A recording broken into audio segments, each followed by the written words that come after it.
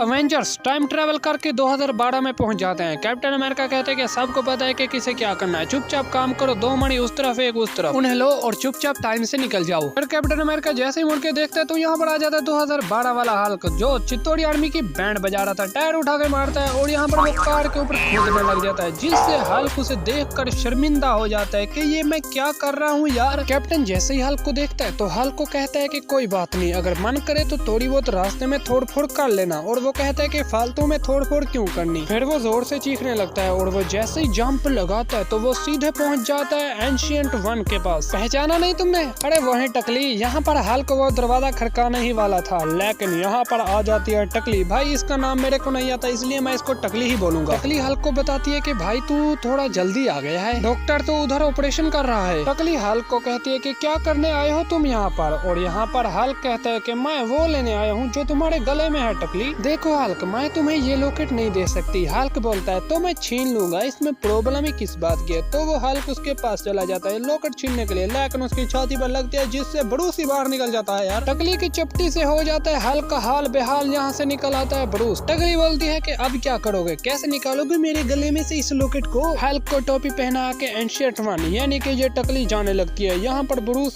खुद को देखता है और हल्क को भी देखने लगता है। वो कहते हैं कि प्लीज लॉकेट दे दो अम्मा जी, यार लॉकेट दे दो। रुक जा टकली, मेरे को लॉकेट दे दे वरना क्या करोगे तुम। ये देखो हमारी टाइमलाइन तबाह हो जाएगी अगर मैंने तुम्हें लॉकेट दे दिया। ये देखो इस रेखा पर सारे इन्फिनिटी स्टोन हैं जो इस समय की यात्रा को चलते हुए रख रहे हैं, और एक भी इन्फिनिटी स्टोन हटाया तो पूरा समय तबाह हो सकता है। ऐसा कहती है एंशिएंट यानी कि टकली आंटी। टकली कहती है कि इसीलिए मैं तुम्हें मना कर रही थी कि इन्फिनिटी स्टोन अपने आप में ही एक रहस्य है, इसीलिए तुम इन इन्फिनिटी स्टोन को ले जा नहीं सकते। और यहाँ पर ब्रूस कुछ सोचता है और वो उसे कहता है कि देखो। टकली कहती है कि देखो नहीं सुनो, तुम्हारा विज्ञान इस अनहोनी को टाल सकता है नहीं। अगर हमारा मिशन पूरा हो गया तो हम हर एक मणि को उसी जगह पे रख देंगे जहाँ से हमने लिया था, तो फिर लॉजिकली ऐसा होगा कि कुछ हुआ ही ना हो। हाँ तुम कह तो ठीक ही रहे हो, लेकिन इस बात की क्या गारंटी है कि तुम वापस आओगे। हम लौटेंगे, जरूर लौटेंगे, मैं गारंटी देता हूँ। मैं एक वादे पे इस दुनिया का जुआ नहीं खेल सकती। फिर ब्रूस बैनर कहता है कि अगर ऐसा है तो डॉक्टर स्ट्रेंज ने मणि थैनोस को क्यों दे दी। टकली सुन के कहती है कि ऐसा कैसे हो सकता है, स्ट्रेंज का मुकद्दर हम सबसे बेहतर होना है, अगर उसने मणि दिया ही होगा तो अच्छा सोच के ही दिया होगा। फिर टकली बहुत ज्यादा भावुक हो जाती है और वो अपना एक हाथ घुमाती है और ब्रूस बैनर के हल्क वाले सूट को उठाती है और ब्रूस को पहना देती है। फिर वो कहती है कि स्ट्रेंज का मुकद्दर हम सबसे बेहतर होना है, इसीलिए मैं तुमको ये मणि दे रही हूँ, और प्लीज ऐसा मत करना कि खुद मार के इस मणि को भी मरवा देना। नहीं नहीं ऐसा नहीं होगा टकली आंटी जी, मैं इस मणि को लेके ही आऊंगा। पार्ट 2 के लिए चैनल को सब्सक्राइब करो यार।